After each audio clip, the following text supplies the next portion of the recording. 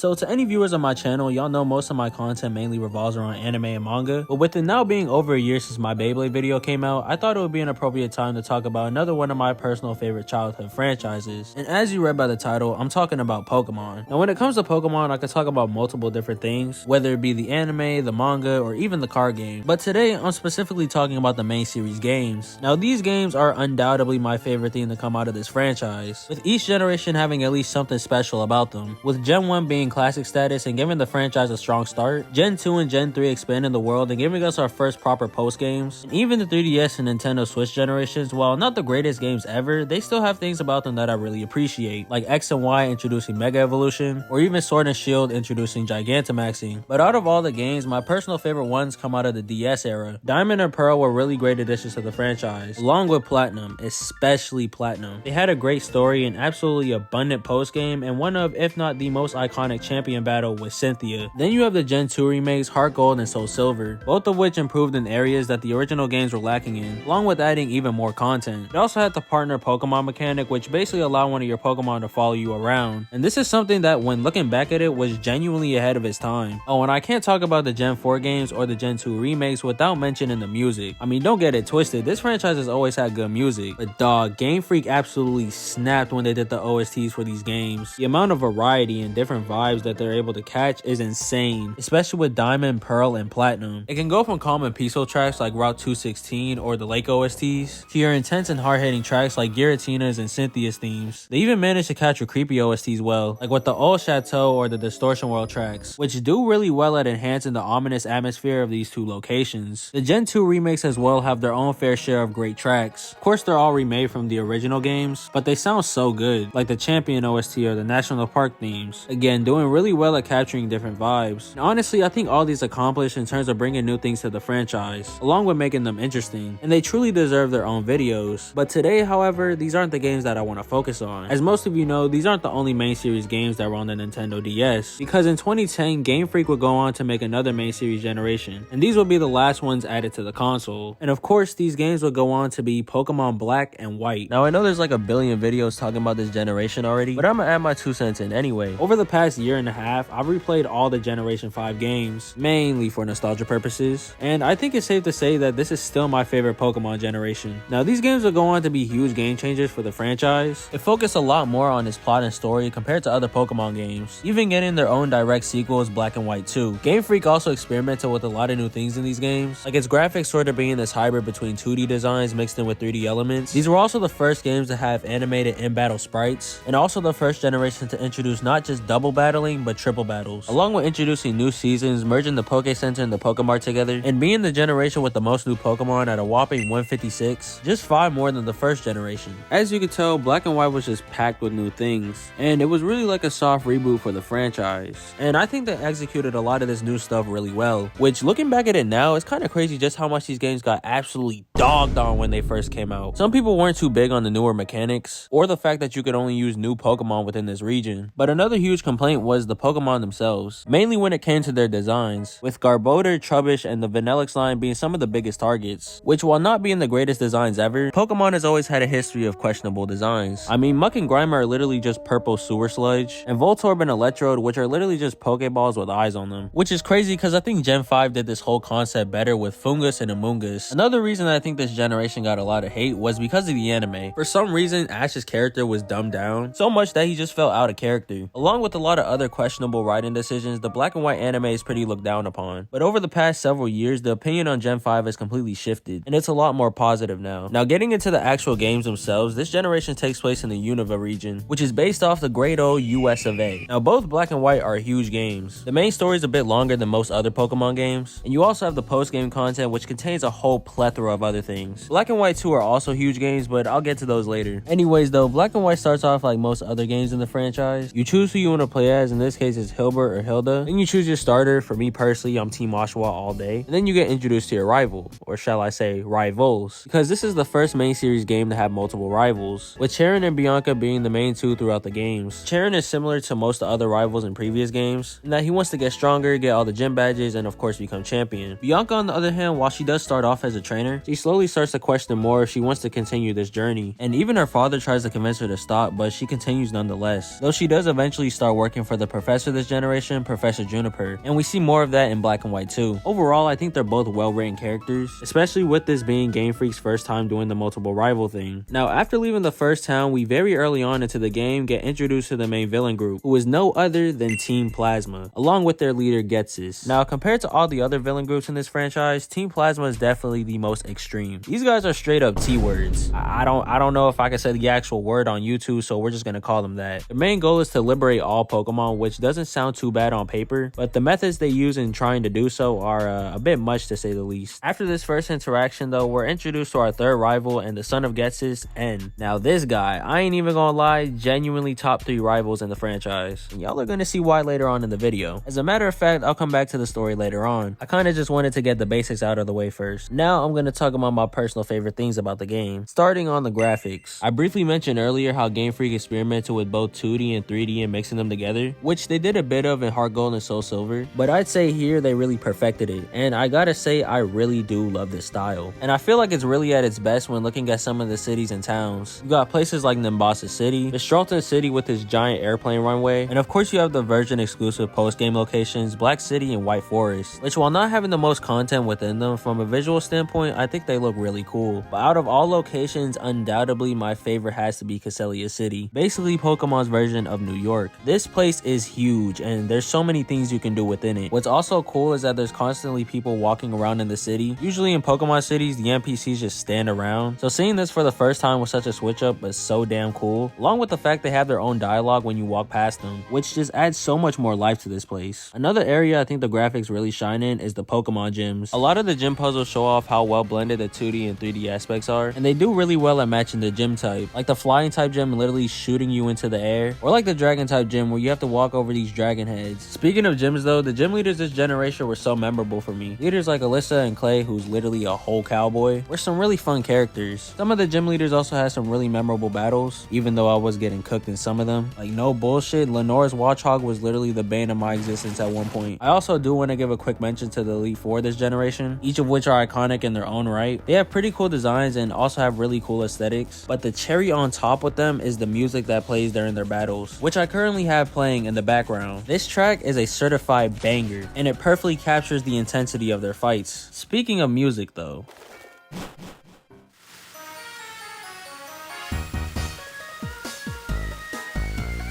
the music in these games are just chef's kiss. Again, like the games before, it manages to have a lot of variety with the soundtrack, but what I really love about these games soundtrack specifically is just how hard it goes, especially the battle OSTs. I already mentioned the Elite Four track, but there are so many other great examples. You got N's theme, the Swords of Justice theme, as well as the Champion Battle theme, and the list really just goes on. They even change up the music whenever your Pokemon get down to red HP in battle, which is actually such a fire idea. Shouts out to whoever came up with that. Outside of the hard and heavy hitting OSTs though, some of the cities and routes also have good themes. OSTs like Route 10, both Opelousas cities OSTs, and of course I have to mention the iconic Driftvale City theme. And again, I could really just keep on going down the list. Another thing I do want to mention about the music is how well it can add to more emotional scenes, with the main example being the track Unwavering Emotions. It's only used like 2 times in the game, but it's so effective. And I'm not gonna lie, Pokemon has rarely gotten me emotional, but whenever this track plays, it just hits different, especially when I associate it with the nostalgia I have for these games. Tracks like this, and really the soundtrack from these games as a whole, remind me just how good Pokemon music can be. Now that I've talked about most of my favorite things from these games, I want to circle back to the story. So for most Pokemon games, the story doesn't really reach its climax until after the 7th gym. Before that, it's mainly just build up. But usually at this point though, you defeat the main villain group, catch the main legendary of the game, and then get the 8th gym badge. And of course after this, you go to the Pokemon League and become champion. This game on the other hand says screw all that, we're doing our own thing. So basically after you defeat the Elite Four, you go down to fight the champion Alder. But once you get down to his room, you see him talking to N, and we find out that N has already defeated him. Now by this point, N already has Reshiram or Zekrom depending on which game you're playing, and you, the player, will either have the Light or Dark Stone, which will then awaken the opposing legendary and the two will fight. And in order to do this in a proper location, N does this.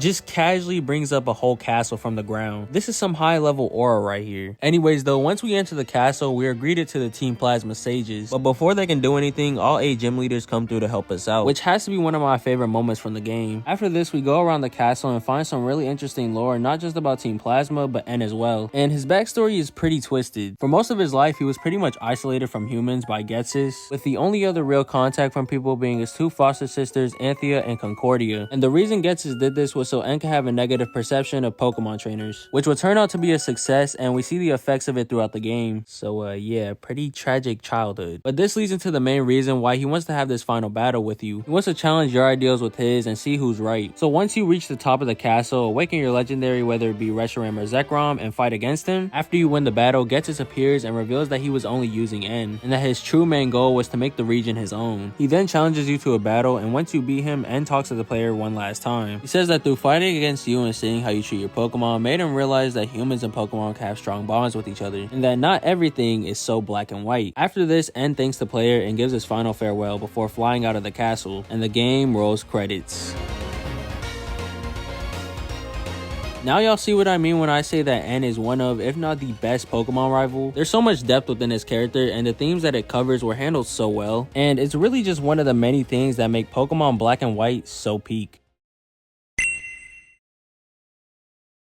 Alright, so in my last video, which was about Pokemon Black and White, go watch if you haven't already, I talked about how much I love the game and a lot of its strengths, along with going over the game's story. But Black and White weren't just the only games to come out of the 5th generation of Pokemon, because 2 years later in 2012, these games will end up getting sequels, being Pokemon Black and White 2. Now these games, sort of like the first ones, are very loved by the community, so much so that people consider these the best Gen 5 games. And honestly, I gotta say, I think I'm in that crowd, which may seem crazy since the first Black and White games were such great games, and up to that point, I considered them the peak of the franchise. But I think Black and White 2 has a few slight edges over the first ones. Anyways, getting into the actual games themselves, they take place 2 years after the first ones, and are pretty similar to them as well. But there's still a lot of changes, and I'll be going over most of them. They pretty much start off the same way the first games did. This time we have 2 different protagonists to pick from, being Nate and Rosa. We also have a different starting town, along with only one new rival this time, being Hugh, who is yet again, in my opinion, another great rival. Definitely not on the level of N, but still a great character nonetheless. And he has an interesting motivation for his goals that I'll get into later. Anyways though, Team Plasma is still the main villain group, though they're really not what they used to be. Most of the former members have now left the organization, and they now have a new leader named Colress. Or well, technically he is second in command, though he is the member that we encountered the most. He's basically the lead researcher for Team Plasma and wants to bring out the full potential in Pokemon. While he does have a high position, he's not the one in control of everything. Getsis is still lurking around in the shadows, and he becomes very important later on in the game. Sort of like my previous video, I'll circle back to the story stuff towards the end, and instead I'm going to focus on my favorite things about these games. A lot of the things that I enjoyed about the previous Black and White games are present in these ones. The graphics are still on point, and I'd say even more so than the first games. Some of the gyms have new designs, like the 3rd gym leader Berg's gym being this giant spiderweb puzzle, or Alyssa's gym, which is now a whole runway show, which I think they look really cool. Speaking of gyms, these games give us 3 new gym leaders, Roxy being the new leader of the 2nd gym, Marlin being the new leader of the 8th gym, and Charon, our former rival in the first games, being the 1st gym leader, which is such a cool concept and adds so much more growth to his character. You also have a bunch of new locations in these games, like Burbank City, which is where the 2nd gym is now located. You also have Pokestar Studios, which is basically the Pokemon equivalent of Hollywood, and Hummelaw City, which is where the 8th gym is located. Each of these locations have something to offer, and overall just add more to the world building. Oh, and I can't talk about my favorite things from these games without mentioning the music. In my last video, I already talked about how much I love the music from the DS era, especially with the first Black and White games. And when it comes to music, Black and White 2 do not disappoint. While a lot of the tracks featured were from the previous games, they add a few new ones. Some of my favorite of which being Colress's theme and Iris's battle theme, who has actually replaced Alder as the champion. You even have the creepy strange house music, which is honestly one of the most unsettling tracks in the franchise. All of this overall just continuing the streak of great music from this generation. Anyways, there's one more major change that I want to mention, and it's the fact that they expanded the amount of Pokemon that you can catch in the main story. Instead of only being able to use Gen 5 Pokemon like you were in the last Black and White games, you're able to catch Pokemon from different regions. Some people didn't really like the fact that you could only use Gen 5 Pokemon in the previous games. Now personally, to me, it's not much of a big deal, but nonetheless, I think including Pokemon from all regions is a superior option to me. Overall, even with these changes, Black and White 2 stay pretty true to the first games, and they don't take away any of my enjoyment from this generation. Actually, they do quite the opposite. Even the more minor changes I thought were pretty cool, and it made me appreciate the thought that went into these games a lot more.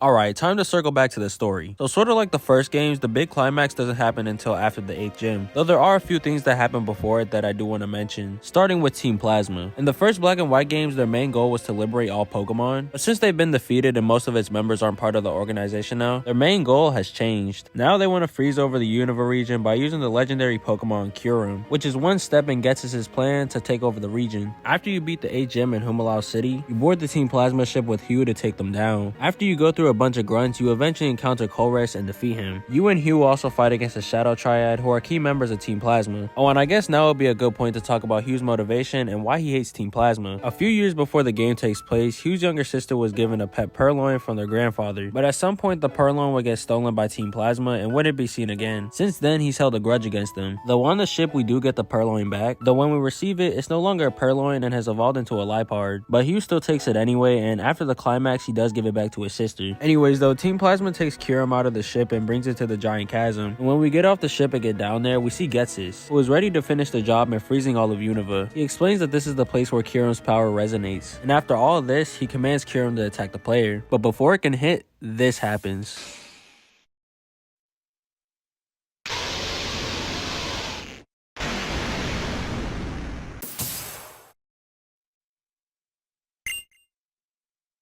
This dude M pulls up on his legendary and guards you from the attack like the badass he is. You know what, honestly, I think at this point he might just be my favorite Pokemon character. Now after this, Ghetsis uses this thing called the DNA Splicer on Kyurem, which will cause either Reshiram or Zekrom to fuse with it. I guess here I should also explain the lore between Kyurem, Reshiram, and Zekrom. So pretty much Reshiram and Zekrom used to be one Pokemon, with Reshiram being one half and Zekrom being the other, and they also share two trainers who were two brothers. But at some point the two brothers would get into a dispute, and this would cause both sides of the dragon to separate from each other, creating both Reshiram and Zekrom. However, apparently after this, Kyurem would be created from the leftovers of the separation. Anyways though, back to the current game, you fight against either Black or White Kyurem depending on which version you're playing. And after you win, in a fit of rage, Ghetsis challenges you to a battle, even using a few Pokemon that he had a part of his team from the previous games. Once you defeat him, he disappears, and N leaves you with a message, encouraging you to continue on to the Pokemon League. But I think the most important thing from this message is that N still remembers the lessons he learned from the last game, that Pokemon and trainers can help and have strong bonds with each other. And after this, he flies out of the chasm. Oh, and mind you that all this happens while Unwavering Emotions, or Unwavering Heart, whichever one you want to call it, is playing in the background, which really just adds a whole lot more emotion to this scene. This generation really just keeps getting better and better, bruh. So of course, after this, you go through Victory Road and make it to the Pokemon League. Then you challenge the Elite Four, who are all still the same, and also that OST still slaps. And then you eventually fight Iris. And from here, of course, you know how it goes. You defeat her, become champion, then the credits roll, and the game ends here.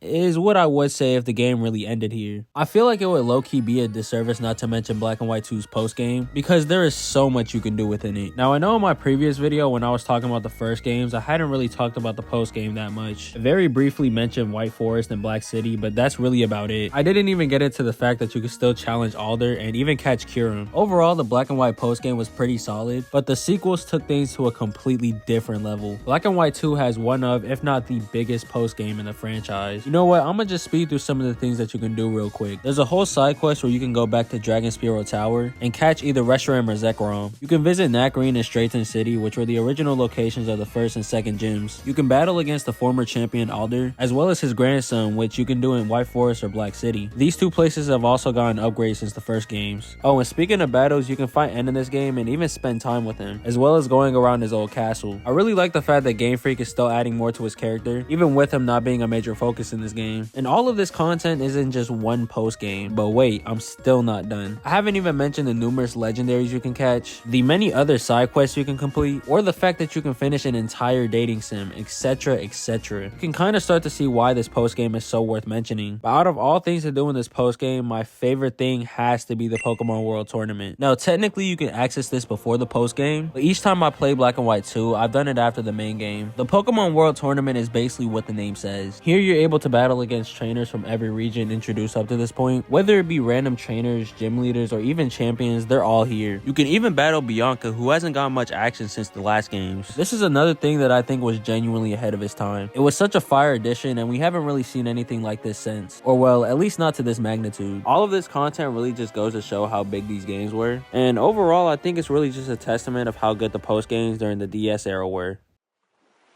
Looking back at both Black and White and Black and White 2, Black and White experimented with a lot of different and new things that, while being controversial, still aged well in my eyes, and were executed really well. Black and White 2, on the other hand, takes most of the elements from the first games and sort of mixes them with a similar formula of previous Pokemon generations, which I think it succeeds in doing so, and it turns out to be just as, if not even better than the first games. Overall, this generation pushed the boundaries for the DS as a whole. Pokemon Black and White 2, to me, is really what peak Pokemon looks like, and is another reason as to why I think Generation 5 is goated. Alright, so if you're seeing this right now, you've made it to the end of the video. First, I just want to say thanks for watching. I really appreciate it. I pretty much just took 2 videos that I uploaded a few months ago and combined them into one. This is my first time doing that, so I don't know how well this video will perform. But with that being said, please like and subscribe if you haven't already. The channel's getting really close to 5,000 subscribers, so it would mean a lot. I also wanted to get on here and say that I made a second channel. I've been making videos on there for about a month now, but this is my first time really talking about it. I pretty much just post shorter videos on there, and it's different from the video essay format that you see on this channel. So if you're interested, I'll leave the link in the description. But with all that out the way, I'm gonna end the video here. Hope y'all enjoyed, and I'll catch y'all in the next video.